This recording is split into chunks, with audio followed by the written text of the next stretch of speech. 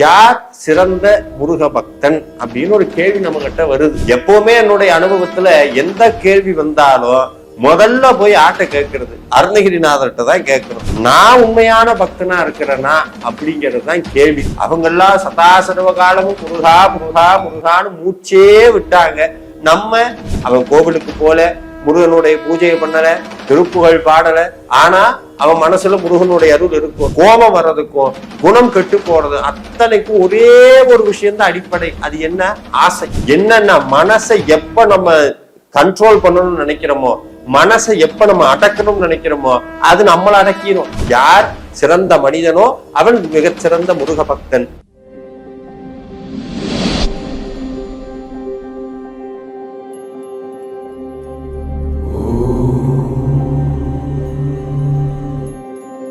அனைவருக்கும் என்னுடைய அன்பான வணக்கங்கள். வேலுண்டு வினையில்லை, மயிலுண்டு பயமில்லை, குகனுண்டு குறைவில்லை, கந்தனுண்டு கவலை இல்லை. முருகப்பெருமானை வழிபடக்கூடிய ஒவ்வொரு பக்தர்களும் ஒவ்வொரு நாளும் அதிகரிச்சுக்கிட்டே இருக்கிறாங்க. உதாரணத்துக்கு சொல்லணும்னா, வேறு வேறு மதத்தில் பிறந்திருந்தாலும் முருகனுடைய அந்த அருளினால இழுக்கப்பட்டு எப்படியாவது முருக பக்தன் ஆயிரணும், முருகன்கிட்ட போய் சரணாகதி பண்ணிடணும்னு எத்தனையோ அடியார்கள் ஒவ்வொரு நாளும் அதிகமாகிக்கிட்டே இருக்கிறாங்க. இந்த அதிகமாகும் போது நமக்கு ஒரு கேள்வி ஒண்ணு வருது. அது என்னன்னா, யார் சிறந்த முருக பக்தன் அப்படின்னு ஒரு கேள்வி நம்ம கிட்ட வருது. இந்த கேள்வியை நிறைய பேர் கேட்டிருக்கிறாங்க. அதுக்கு நான் அப்படியே திரும்பிடுவேன்.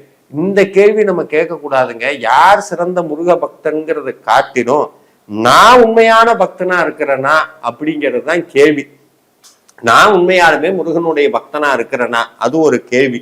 ரெண்டாவது, முருகன் என்னிடத்தில் இருக்கிறானா, முருகன் என்னுடைய பக்தியை ஏற்றுக்கொண்டானா அப்படிங்கிறத நம்ம இன்னைக்கு ஒரு கேள்வியா வச்சு ஒரு பார்த்தோம் அப்படின்னா, எப்பவுமே என்னுடைய அனுபவத்துல எந்த கேள்வி வந்தாலும் முதல்ல போய் ஆட்ட கேட்கறது அருணகிரிநாதர்கிட்ட தான் கேட்கணும். அவருக்கு தான் தெரியும். ஏன்னா அந்த உலகத்தினுடைய ஆகச்சிறந்த முதன்மையான முருக அடியார்னு ஒருத்தர் சொல்லணும்னா அது அருணகிரிநாத பெருமான் தான். அதுக்கப்புறம் அவருடைய அவதாரமாக வந்த வாரியார் சுவாமி வரைக்கும் எத்தனையோ பேர் இருந்திருக்கிறாங்க. இவ்வளவு பெரிய அடியாரனுடைய கூட்டத்துல நம்மெல்லாம் போய் கிட்டையே நிக்க முடியாது. நம்மளாம் எங்க போய் நிக்கிறது? அவங்கெல்லாம் சதாசர்வ காலமும் முருகா முருகா முருகான்னு மூச்சே விட்டாங்க.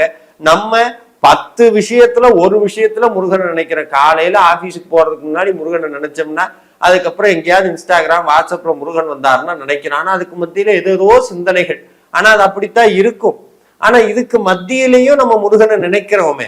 அப்போ முருகனுடைய சிறந்த பக்தனாக நான் இருக்கிறேனா அப்படிங்கிறத எப்படி தெரிஞ்சுக்கிறது? அருணகிரிநாதர் அதுக்கு ஒரு விஷயம் சொல்றார். யாரிடத்துல முருகனுடைய அருள் நிறைந்திருக்கிறதோ அவங்க அத்தனை பேரும் முருகனுடைய அடியார்கள்னு சொல்றார். அப்ப முருகனுடைய அருள் யாருக்கு வரும் அப்படிங்கிறத கேட்கும் போது கந்தர் அலங்காரத்துல ஒரு விஷயத்த சொல்றார். தடுங்கோள் மனத்தை விடுங்கோள் வெகுளியை தானம் என்றும் விடுங்கோள் அப்படின்னு சொல்லி 3 விஷயத்த சொல்லிட்டு அதற்கப்புறம் சொல்ற, கோள் அருள் தானே வந்து வெளிப்படுமே. நீங்க எதுவுமே பண்ண வேண்டாம்ப்பா, முருகனுடைய அருள் நீ தேடி வருங்கிறார். முயற்சியே பண்ணாதங்கிறார். ஆனா அதுக்கு முன்னாடி 3 விஷயம் சொல்லிவிட்டார். என்ன? 3 விஷயத்த நீ சரியா செஞ்சீன்னா முருகனுடைய அருள் தானாக வருங்கிறார். நான் கொஞ்சம் மாத்தி சொல்றேனே. சிறந்த மனிதனாக இருந்தால் அந்த மனிதனிடத்தில் முருகனுடைய அருள் தானாக வரும். அவன் கோவிலுக்கு போல, முருகனுடைய பூஜையை பண்ணல, திருப்புகழ் பாடல, ஆனா அவன் மனசுல முருகனுடைய அருள் இருக்கும். எப்படி? அவர் சொல்றார், தடுங்கோள் மனத்தைன்னு சொல்றார். மனதை அடக்குங்கன்னு சொல்லல. எப்பவுமே நம்மளுடைய சமயத்தை மனதை பத்தி சொல்லும் போது 3 விஷயம் சொல்லுவாங்க. ஒண்ணு, மனதை தடுப்பது, ஸ்டாப் பண்றது. மனதை அடக்குவது, கண்ட்ரோல் பண்றது. மனதை அழிப்பது, டெஸ்ட்ராய் பண்றது. இது 3ம் நம்மளுக்கு ரொம்ப கஷ்டம். ஒரு சின்ன உதாரணம் சொல்லணும்னா, நாளையிலிருந்து நான் காஃபி குடிக்க மாட்டேன்னு நினைச்சேன்னா இன்னைக்கே 10 காஃபி குடிக்கிற அளவுக்கு ஆசை வந்துடும். நாளைக்கு ஒரு நாள் குடிக்காம இருப்போம். 3வது நாள் 20 காஃபி குடிச்சிருவோம். என்னன்னா, மனசை எப்ப நம்ம கண்ட்ரோல் பண்ணணும்னு நினைக்கிறோமோ, மனசை எப்ப நம்ம அடக்கணும்னு நினைக்கிறோமோ அது நம்மள அடக்கிடும். அப்ப மனசனுடைய வேகத்துக்கு நம்மனால ஈடு கொடுக்க முடியாது. ஒரு கிரைண்டர் ஸ்பீடா சுத்திக்கிட்டு இருக்கு, அதுல போய் கைய வச்சீங்க இல்ல கள்ளத்துக்கு போட்டீங்கன்னு என்ன பண்ணும்? தூக்கி வீசிடும்.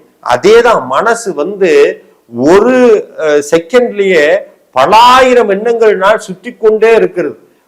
ஒரு விஷயம் சுத்துச்சுன்னா என்ன ஆகும்? அதுல இருந்து ஆற்றல் வரும். இது இயற்கையினுடைய நீதி. மனது சுத்திக்கிட்டே இருக்குது.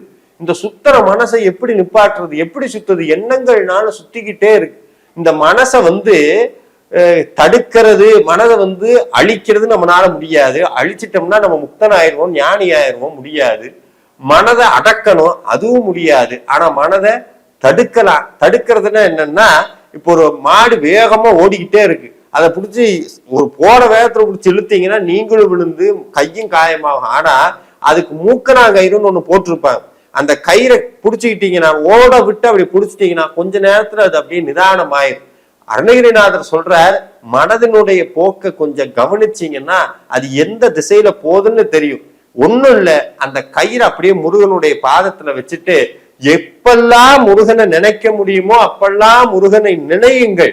முருகனை நினைச்சாலே மனது அதனுடைய பக்குவத்திற்கு தானா வரும். உதாரணத்துக்கு சொல்லணும்னா, பலாயிரம் தூரம் வேகத்துல சுத்தக்கூடிய மனசு படிப்படியா படிப்படியா படிப்படியா குறைஞ்சு குறைஞ்சு குறைஞ்சு முருகனுடைய பாதத்துல அது மெல்லமா சரணாகதி அடையும். அது வரைக்கும் முருகனை நினையுங்க.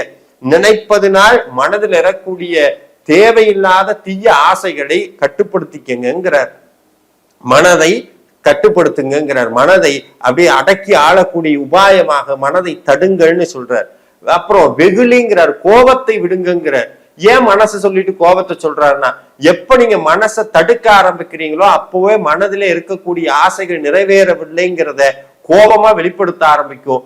கோபத்தை குறைத்து கொள்ளுங்கிறார். கோபம்னா என்ன? எப்ப நம்மளுக்கு பிடிக்காத ஒரு விஷயம் நடக்கும் போதும், பிடிக்காத நபரை பார்க்கும் போதும், நம்மளுக்கு ஒத்துக்கொள்ளாத சூழ்நிலைகள் வரும்போதும் நம்ம அது மேல விருப்பு வெறுப்புங்கிற அந்த விஷயத்தை வச்சு கோபம் உண்டாகுது. அந்த கோபத்தை குறைக்க சொல்றார். மூணாவது, தானம் கொடுங்கிறார். தானம்னா என்ன?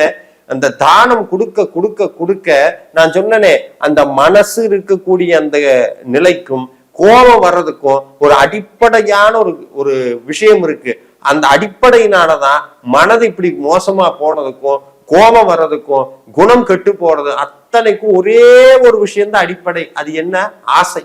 ஆசை எதனால வருது? எல்லாம் எனக்கு, நானுங்கிற அந்த பற்றுனால வருது. இப்ப எனக்கு ஒரு பொருள் வேணும், அந்த பொருள் வேணுங்கிறத எப்ப ஆசைப்படுறனோ அப்பவே மனசு அதுக்கு தகுந்த மாதிரி அந்த பொருளினால் நான் அடையக்கூடிய இன்பத்தை எல்லாம் கற்பனை செய்து கற்பனை செய்து கற்பனை செய்து மனது ஒரு நிமிஷத்துல அந்த பொருள் கிடைச்சதை விட பன்மடங்கு அந்த கற்பனையிலேயே வாழ ஆரம்பிக்கும். அந்த கற்பனைக்கு இடையூறு வருமானால் அதுக்கு கோபமா நம்ம கிட்ட உணர்வு வரும். ஆனா அந்த பொருள் நம்ம கிட்ட வந்துருச்சுன்னு வைங்களேன், வந்ததுக்கு அப்புறம் இவ்வளவு தூரம் அப்படியே வானம் மாதிரி பிரம்மாண்டப்படுத்திக்கிட்டு இருந்த மனசு ஒரு நிமிஷத்துல இல்லாம போயிடும். இதுக்குத்தான் இவ்வளவு ஆர்ப்பாட்டம் பண்ணமான அடுத்த பொருளுக்கு போகும். அப்போ ஆசைதான் இத்தனைக்கும் அடிப்படைன்னு வந்துருச்சு. பற்றுதான். அது எதுக்காக வருது? பிறருக்கு வேணும்னு ஆசைப்பட மாட்டேன், எனக்கு வேணும்னா தான் ஆசைப்படுவேன். அப்ப அந்த பற்று போகணும்னா என்ன பண்ணணும்? பிறருக்கு கொடுக்கணும். எப்ப தானம் பண்ணணும்னு ஆசை வருதோ பற்று தானா குறைய ஆரம்பிக்கும். பிறருக்கு கொடுக்கணுங்கிற ஆசை வரும். ஆகமம் ஒரு சிறப்பான ஒரு விஷயத்தை சொல்லுது. இறைவன் யாருக்கெல்லாம் கட்டுப்பட்டுவன் அப்படின்னு. பஞ்சம் ஏற்படக்கூடிய காலத்தில் நெல்லும் அரிசியும் சாப்பாடும் தானம் செய்தவனுக்கும், நல்லாக பஞ்சம் எல்லாம் போனதுக்கு அப்புறம் செழிப்பா இருக்கக்கூடிய காலத்தில் தங்கத்தையே தானம் செய்தவனுக்கும், ஒரு ரொம்ப சாதாரண மனிதனிடத்தில் கண்டு அவனுடைய ஏழ்மை நிலையை கண்டு மனமுருகி அவனுக்கு தன்னிடத்தில் இருக்கக்கூடிய பொருளில் சிறந்தவற்றை கொடுப்பவனுக்கும் இறைவன் கடமைப்பட்டவன் சொல்றாரு. அதாவது மோசமான நிலையிலையும் ஒரு தானம் பண்ணணும், சிறந்த நிலையில இருக்கும் போது சிறந்ததை தானம் பண்ணணும்னு அந்த கொடுக்கக்கூடிய மனசு வந்துருச்சுனாலே அதுக்கு பேரு, அந்த கொடுக்கக்கூடிய மனசு இல்லாம பண்ணக்கூடியதுக்கு பேரு லோபின்னு அர்த்தம். அதாவது என்னன்னா, எனக்கு எனக்கு எனக்குன்னு முருக பக்தி உள்ள வந்துருச்சுன்னா எல்லாத்துக்கும் எல்லாரும் கிடைக்கட்டும், எல்லாம் கிடைக்கட்டும், எல்லாருக்கும் முடிஞ்ச அளவுக்கு தானம் பண்ணுவோம். தானம்னா என்ன? சாப்பாடு போடுவது மட்டுமல்ல தானம். இல்ல ஒரு பெரிய காசு எடுத்து லட்ச லட்சமா கொடுக்கறதல்ல தானம். தானத்துல நிறைய வகை இருக்கு. என்னால, நல்லா வார்த்தை கவனிக்கிறோம், என்னால பிற உயிருக்கு பயன்படக்கூடிய வகையில் ஒரு செயலை செய்ய முடியும் என்று சொன்னால் அதுதான் தானம் என்று பெயர். என்னால பெரிய கோவில் கட்ட முடியாது, ஆனா எங்க வீட்டு மாடி மேல ஒரு சின்ன பாத்திரத்துல குருவிக்கு தண்ணி வைக்க முடியும்.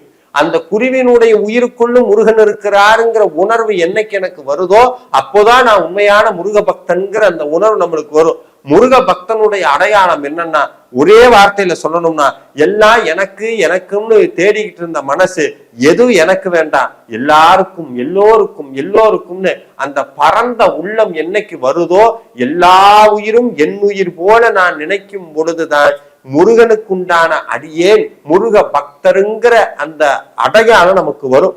அதுக்கப்புறம் அருணகிரிநாதர் சொல்றார், அறத்தின் வழியில் நில்லுங்கிறார். அறம் எது? அறம் அறம்னா என்ன? தர்மம். தர்மம்னா என்ன? ரொம்ப சாதாரணமா சொல்லணும்னா, என்னுடைய முன்னோர்கள், என்னுடைய இந்த நாட்டிலே இருந்த மிகச்சிறந்த பெரியவங்கள்லாம் அவங்க வாழ்க்கையில எதை எதையெல்லாம் கடைபிடித்தார்களோ, எதை எதையெல்லாம் விளக்கினார்களோ அதுதான் அறம். விளக்க வேண்டியதை விளக்கிவிட்டு கடைபிடிக்க வேண்டியதை கடைபிடித்தால் அதற்கு பேர் அறம். அந்த எனக்குன்னு அறத்தை தெரியாது சார், நான் எங்க போய் கண்டுபிடிக்கிறேன்னா, அருணகிரிநாதருடைய வாழ்க்கையை பார்க்கிறோம். அவர் எதெல்லாம் சொன்னாரோ அதெல்லாம் பின்பற்றினோம்னா அது நம்ம வாழ்க்கைக்கான அறம். அவர் சொல்றது என்ன? மிக மிக சுலபமானது. தினமும் முருகனை நினைங்க, முருகனை வழிபாடு பண்ணுங்க. பிற உயிருக்கு எல்லளவும் தீங்கு நினைக்காதீங்க, எந்த உயிருக்கும் நினைக்காதீங்க. யார் மேலும் வெறுப்பை கொட்டாதீர்கள், யாரை பற்றியும் புறம் பேசாதீர்கள். அதே மாதிரி அளவுக்கு மீறி யாரையும் புகழ்ந்தும் தள்ளாதீங்க. அவங்க போய் காலில் விழுகணும்னு நினைக்காதீங்க. உங்களுக்குன்னு இறைவன் மிகப்பெரிய ஒரு செல்வத்தை, உடம்பை கொடுத்திருக்கிறான், உள்ளத்தை கொடுத்திருக்கிறான். உங்களுக்கு எல்லாவற்றையும் முருகப்பெருமான் கொடுத்திருக்கிறான். அதை உணர்ந்து அவனுடைய பாதத்தில் நான் அடிமையாக வேண்டும்னு நினைச்சு, எல்லா உயிரும் இன்புற்றிருக்க வேறொன்றும் அறியேன் பராபரமே. நான் அந்த பூமியில பிறந்துட்டேன். பிறந்த நாள்ல இருந்து எனக்குன்னு இருந்த மனசு போய் இப்ப எல்லாருக்காகவும் வேண்டக்கூடிய அந்த உள்ளத்தை எனக்கு கொடு. எல்லாரும் நல்லா இருக்கட்டும்.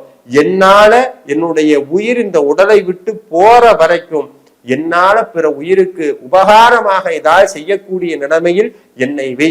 அந்த செய்யக்கூடியதும் செய்வதனால் வரக்கூடிய புண்ணியமும் உனக்கே போகட்டும், எனக்கு வேண்டாம். எல்லாமே நீதானு உணர்ந்ததுக்கு அப்புறம் அருணகிரிநாதர் கேட்பார், இங்கு நான் யார், இங்கு நான் யாருன்னு. நம்ம ஒரு பொருட்டே இல்லைங்க. எவ்வளவு கோடி பணம் இருந்தாலும், எவ்வளவு வசதிகள் இருந்தாலும், இந்த உலகத்தின் மத்தியில நம்ம ஒரு பொருட்டே கிடையாது. அதை உணர்ந்து கொண்டு வாழக்கூடிய அந்த நேரத்திலே, வாழக்கூடிய நாட்களில் நமக்கு பயனாகவும் பிற உயிருக்கு பயனாகவும் முருக பக்தியில் முருகனுடைய மிகச்சிறந்த தொண்டனாகவும் முருகனுடைய அடியாருக்கும் அடியாராக அவர்களுக்கு சேவை செய்யக்கூடிய ஒரு எளிமையான பக்தனாகவும் இருக்கக்கூடிய சிறந்த வாழ்க்கையை வாழக்கூடிய அடியார்கள் தான் சிறந்த முருக பக்தன். நான் ஒவ்வொரு நாளும் எந்திரிக்கும் போது உண்மையாலுமே நான் முருக பக்தனா நான் இருக்கிறனான்னு ஒரு கேள்வியை நம்ம கேட்டுக்கிட்டோம்னு சொன்னா அந்த நாள் மிகச்சிறந்த நாளாக இருக்கும். ஒரு சின்ன கவிதையை சொல்லி, யார் சிறந்த மனிதனோ அவன் மிகச்சிறந்த முருக பக்தன். ஒரு கவிதையினால் அந்த ஒரு விஷயத்தை நிறைவு பண்றேன். ஒரு ஹோட்டலுக்குள்ள ஒரு மனுஷன் போறான். உணவு சிற்றுண்டி விடுதிக்குள் சென்ற மனிதன் இட்லி எவ்வளவு என்று கேட்கும் போது பாக்கெட்டுக்குள்ள அந்த பைசாவை தேடுறான். தன்னுடைய பையில் காசை எண்ணி விட்டு தொலாவிக்கொண்டே இட்லி எவ்வளவு என்று கேட்ட அந்த வறுமை வாடிய முகத்தை கண்ட அந்த சிற்றுண்டியினுடைய முதலாளி இட்லியினுடைய விலையை பாதியாக குறைத்து கொண்டு சொன்னபோது அன்றைக்கான சிறந்த மனிதனுக்கான விருது அந்த சிற்றுண்டியினுடைய முதலாளிக்கு கொடுக்கப்பட்டதுன்னு ஒரு கவிஞன் எழுதியிருப்பார். அவ்வளவுதான். ஒரு மனுஷனுடைய அந்த முகத்தை பார்த்து ஒரு இட்லியினுடைய விலையை பாதியா குறைச்சவன் இவ்வளவுதான் இருக்கும்னு அவனுக்கே தெரியாம சொல்றான் பாருங்க. அதுதான் ஒரு மனிதனுக்கான அடையாளம். சிறந்த மனிதனாக இருக்க நாம் கற்றுக்கொண்டால் முருகனுடைய அருள் தானாக வரும். முருகனுடைய அருள் தானாக வந்தால் மிகச்சிறந்த முருகன் அடியாராவோம் என்று சொல்லி விடைபெறுகிறேன். நன்றி. முருகாசரணம்.